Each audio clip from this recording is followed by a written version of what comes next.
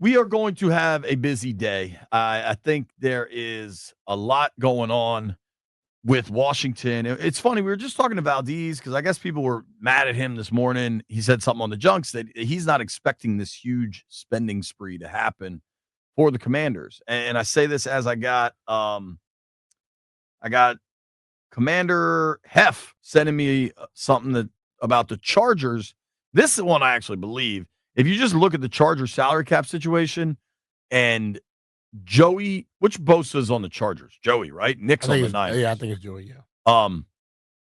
Joey Bosa's production has, I don't know that I want to say waned. Declined. So. Yeah, like especially he's never been as good as Nick has been. Bosa's been good. Certainly don't get me wrong, but it's never been like the dominant 18, 19 kind of sack season. Mm-hmm. He hasn't had more than 6.5 sacks in the last 3 years. And Bosa's contract is pretty significant. Like some of this is just math, Landfill. Joey Bosa currently has no guaranteed money on his deal and a $36 million cap number. Yeah. If you release Joey Bosa, you save $25 million against the cap. If you do it as a pre-June one, if you do it as a post-June one, the numbers don't change. So you're talking about significant savings. That could be something that's going to happen. That's one that actually makes sense. And then you think about that team with Khalil Mack coming off the books probably too. It gets to be pretty damn interesting. They get a lot. They get a lot of money with those two moves. Now, Bosa's a guy that folks are going to be interested in. Certainly, great player at Ohio State. He turns 30 this summer. So you're talking similar age to Myles Garrett, never the production of Garrett. Bosa's a good player, and if you somehow kind of get into he might be available. I don't think he's ever going to be cheap, but what if he needs a 1-year prove-it deal? And you got to guarantee him some money, but that actually gets interesting to me. And I want to know why he only had 6.5 sacks the last 3 years. So I'll figure that out. He's had 13.5 the last 3. I'm saying 6.5 is the most he's had any of the last 3 years. Okay. I'm saying 6.5 sacks I guess per year. That's what you're saying. Why is he only getting 6.5 sacks? Because 14 to be having $37 million on his cap. Well, I can tell you why. Injuries. He hasn't been playing. How many games he missed? So his last full season was 21, and he had 10.5 sacks. Okay. 22, he gets hurt, only plays 4 games. 23, he's still coming back from the injury. Plays in 9, only starts 5. Does show some more of the explosiveness. This past year, he played in 14 games, started 9 of them, 5 sacks. Now, maybe things shifted. Harbaugh took over. I don't know the specifics, right? Mm-hmm. It's something we can look more into. I can text with my boy Chris out in LA that really knows the Chargers well. That to me is something that's interesting, though far from certainty. Uh-huh. It does sure seem like he's going to get released, just looking at the numbers. He went to St. Thomas Aquinas down in Fort Lauderdale. Shout out to Matt Ritz. But kind of this, every name player that gets released or gets talk of release, folks are wondering if Washington's going to make a run at them. And I do think we need to remember a few things. They're not signing everybody. and they're not going to sign everybody. And please, let's stop thinking like things used to be when everybody became free. We always talked about them coming here. We have to figure out, are they going to fit this system? Are they the type of guy you want in this system? And does the coach want these guys? You know, it's just like everybody that becomes a free agent, no, we should not be interested in every damn body. If you got a plan, stick with your plan. Don't just jump for everything that pops up out there, because a lot of times guys are free because they just can't play it like they used to anymore. And you probably don't want them. If you stand for nothing, you'll fall for anything, Landfill. I think let's go back to Adam Peters' first words when he arrived in Washington. We're going to build through the draft. And I recognize Washington has a lot of money to spend, okay? If you go to over the cap and you click on cap space, they're third in line as far as cap space available. Now, it's worth pointing out they are significantly behind the two teams ahead of them. The Pats have $120 million in effective cap space, and the Raiders have more than 90. But what the Pats and the Raiders are also going to have are new coaches. In New England, they probably have the quarterback position settled, or at least they believe they do, and they're going to try to add around him. Mm-hmm. Vegas, that whole thing's a mess. They might have to add a quarterback to that, which takes up a big old chunk of that effective cap space. Mm-hmm. But in Washington, just keep in mind how many players they have to make decisions on. Yeah. They have like 28 potential free agents between now and March 12th. 28 players, dude. Yeah.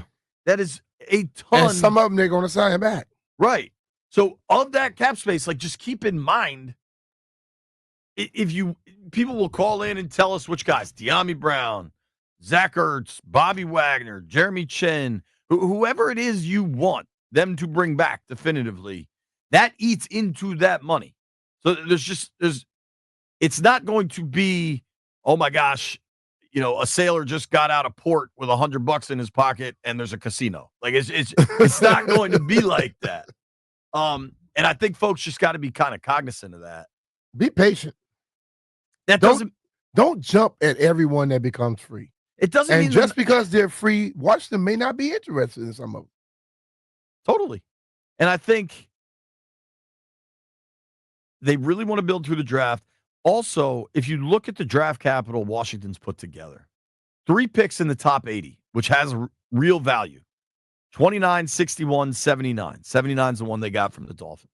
But they only have 7 picks, and 3 of those are 200 and after. Mm-hmm. Like they're going to move a lot around. I think we all know that's coming. But if you really want to build through the draft, those first 3-round picks are going to be vital for them to hit on. We talked about how Philly is built and how they have sustained is through the draft. If you ask Peters if he's made a big splash yet, I think he'd probably say the Lattimore trade was it because they had to give up draft capital to get Lattimore.